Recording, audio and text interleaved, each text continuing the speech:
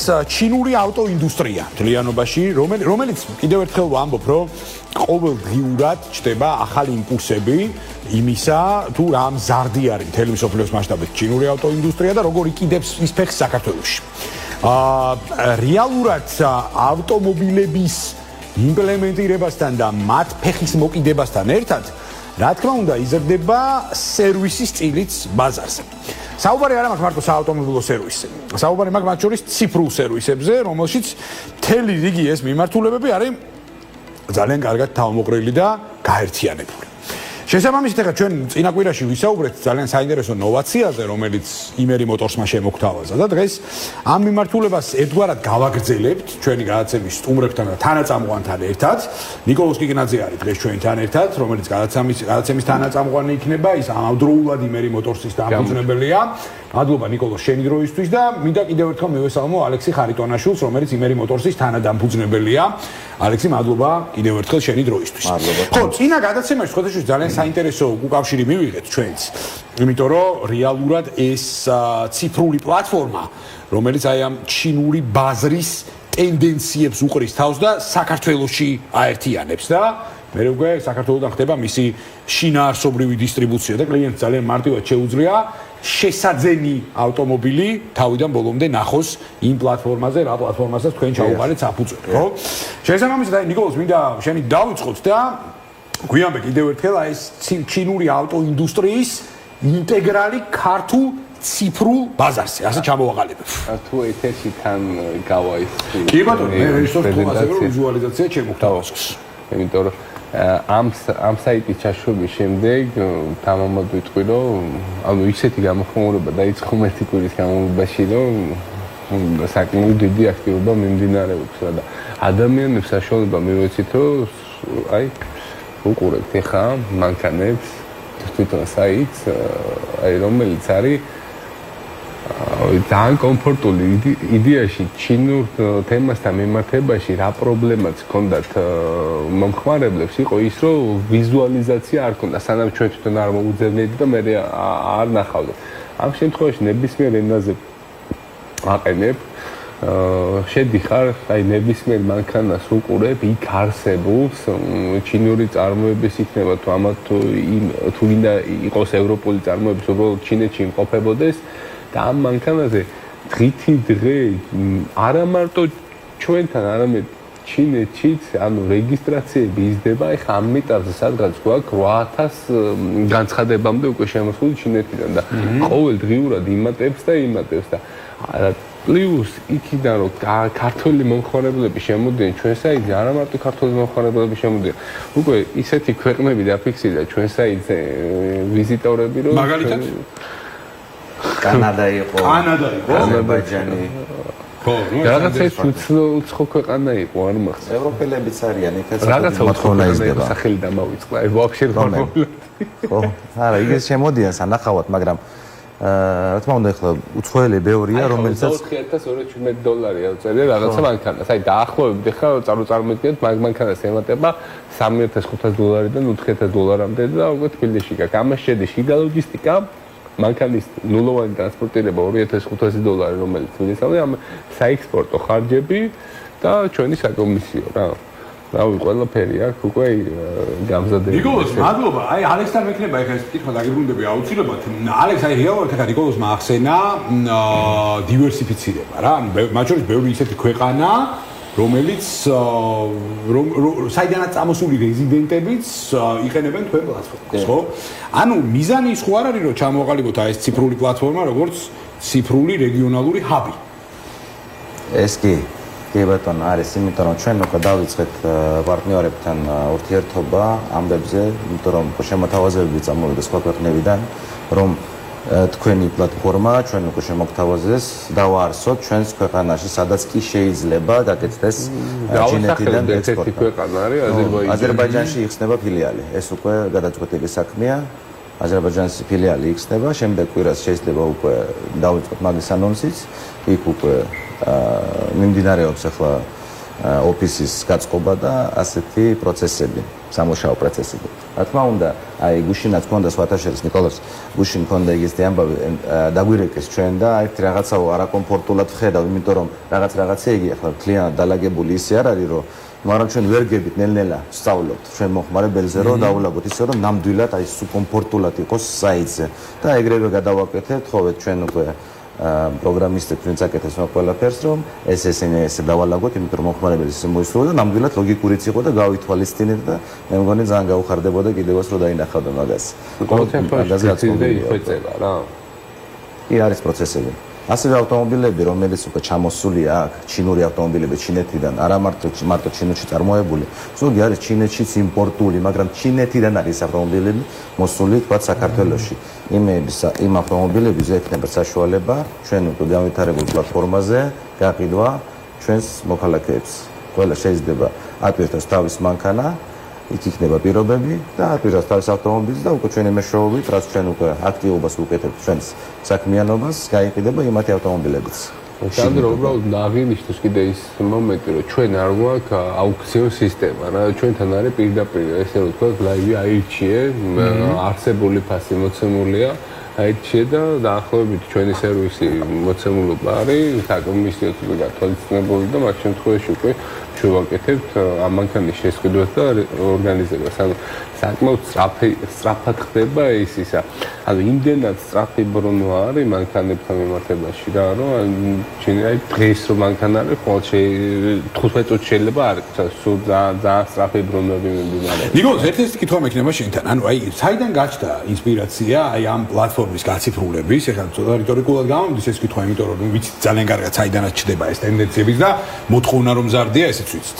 შესაბამისად მე მაინტერესებს აი საიდან მოდის რეალურად ინსპირაცია და რატომ მიხვედით იმ დასკვნამდე რომ აი ეს ყველაფერი უნდა გაგეციფრულებინათ და რეალურად ის სერვისი რაც თქვენ ბევრი მიმართულებით გაქვთ ერთ ციფრულ პლატფორმაზე გაგეერთიანებინათ. ძირითადად მოთხოვნაც იყო რა აი ჩვენ რო გვეუბნებოდნენ აი მაგალითად აი რა არის ჩინური საიტიო მაგალითად სადაც ჩვენ მანქანებს დავათვალიერებთ რა მიგვიცია ჩვენ ეს ჩინური საიტი, მაგრამ ვერ იგებდნენ. ანუ ისევე ჩვენ ენობრივი ბარიერის ბარიერი საიტები აი ადრესები არ მუშაობს ესე რა და მაგალითად ეს ჩინური საიტიც თან როგორ არის, იცი რომ საკმაოდ ბევრი აფერისტიც არის რა და ანუ არარეალური რაღაცები ძნელს რა და აი მაგალითად შეიძლება ისეთი არარეალური ედოს რაღაცა რომ აი ისევე ჩვენ გვისვავს კითხვას და ამ შემთხვევაში ჩვენ უკვე შევქმნით ის მომენტი რომ ადამიანი რო შედის რეალურია და თვითოვე დაინტერესების შემთხვევაში უკვე რეალურიდან გვისვავს კითხვას და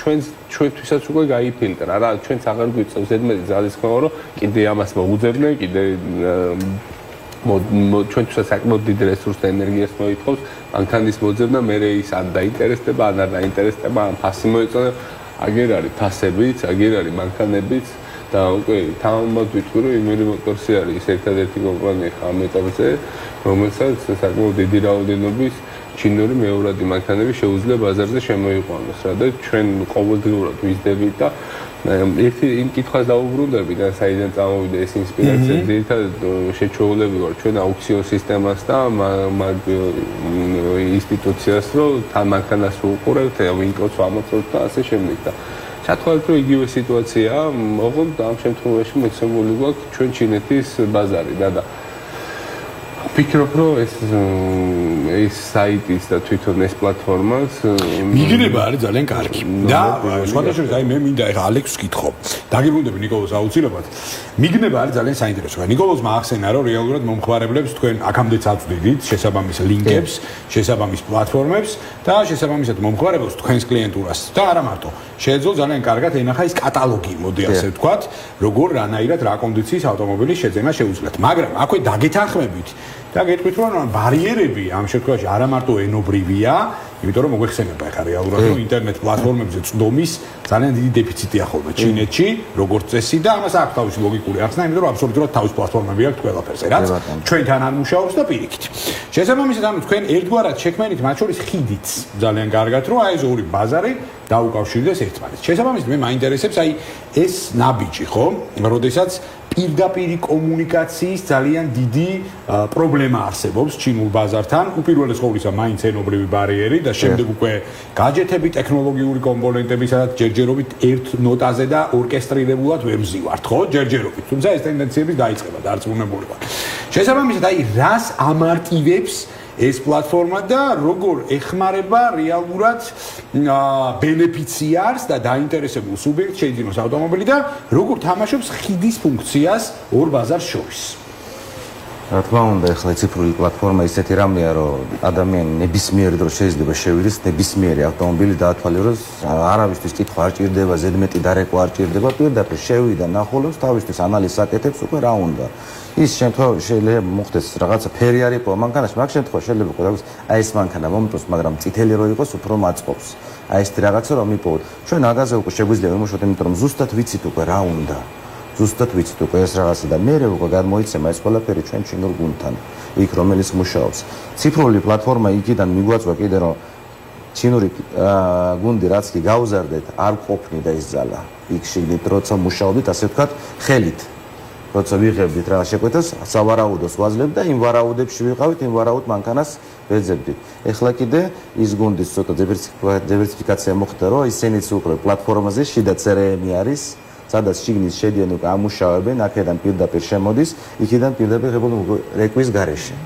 ეს ყველაფერი ძალიან სწრაფად ხდება და უფრო გამარტივდა, რომ ზუსტად უკვე ვაზუსტებთ ავტომობილს, რომელი მომხმარებელს უნდა უკვე. აი ეს არის უპირატესობა, რა თქმა უნდა, ძალიან დიდი ძალა ჩავდეთ აი თვეები იყო ეს პროექტის გაკეთება და რა თქმა უნდა, დიდი ხარჯი და ასე შემდეგ, მაგრამ ეს ღირდა იმას, რომ ყველა ახლა ნამდვილად გვირეკავს, რომ აი მადლობელები ვართ, ახლა ჩინურ ბაზარში უფრო დავინახეთ ნამდვილად, რომ ასე მარტივად ჩვენს ახლა შეგვიძლია. ასევე კომპანიები, როგორც დილერები შეიძლება იმუშაონ იქიდან აიღონ ინფორმაცია და თავის კლიენტებს გაუზიარონ და აი ესეთი მანქანები არსებობს და თუ გინდათ შევიძინოთ.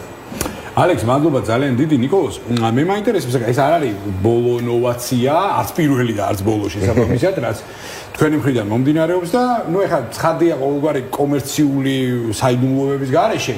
მე მაინტერესებს აი გეგმებიც მათ შორის, იმიტომ რომ ეს ყველაფერი პროცესები დღეს არ გაციფრულებული რა და მე მაინტერესებს აი ამ კუთხით რა სიახლეებს უნდა ველოდოთ თქვენ. ძალიან საინტერესო კითხვაა. სიახლეები იქნება ის, რომ გვექნება არაგაბარიტული მანქანები ჩაემატება, ჯერ რაც ამ ეტაპზე არ არის საიტზე დამუშავებული არაგაბარიტული მანქანები დაემატება. დაემატება კიდე სადისტრიბუციო მანქანები, ეგეც ჩინეთში არსებული. ჩვენ ახლა სადისტრიბუციო მანქანებზე, რომელზედაც მუშაობთ ახლებზე, თუმცა ცოტა ხანში მაგ პროცესებსაც გავდივართ და ვაგენერირებთ, რომ შევძლებთ მეორადი სადისტრიბუციო მანქანები შევთავაზოთ უკვე კლიენტებს. აი მაგალითად პირობითად ეხლა დაახლოებით რომელი მანქანაც ხა მე მყავს შეძენილი $22,500 და ჯილი ფერიზონი. ოღონდ ეს არის 2026 წლის მოდელი, სულ ახლები მაცივრები.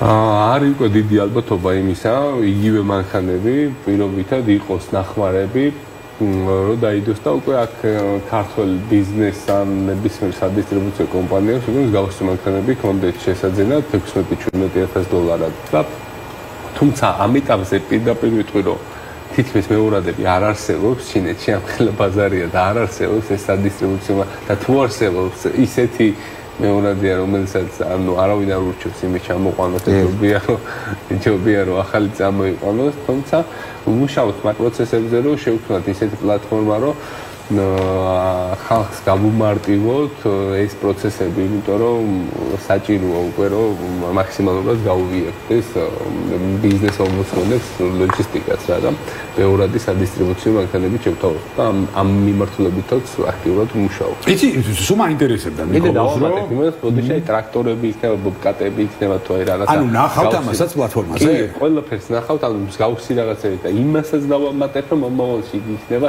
ელექტროსკუტერი ფირფირებით და მსგავსი რაღაცეებით. ანუ ამ მიმართულებით, რაც ესე ვქოთ, საგარეებელი რაც მოტორს ეხება. ანუ ზაი ბოლოს მინდა კითხო, იცი რა მინდა კითხო? აი პროპორცია მინდა კითხო. სულ მაინტერესებს სხვადასხვა ეს საკითხი. აი სადისტრიბუციო და კომერციული ტრანსპორტის რეალიზების ზრდა ქვეყანაში ერთგვარად არის ძალიან კარგი სარკეც, როგორ იზრდება ცალკეული ინდუსტრიები საქართველოში. ხო და აი კითხვა მინდა დაგისვა რა, აი შენ კვალობაზე ხე შენ აგვირდები და იმერი მოტორსი აგვირდება ამას რეალურად რეალიზაციებიდან გამომდინარე მზარდია კომერციულ ავტოტრანსპორტზე მოთხოვნა?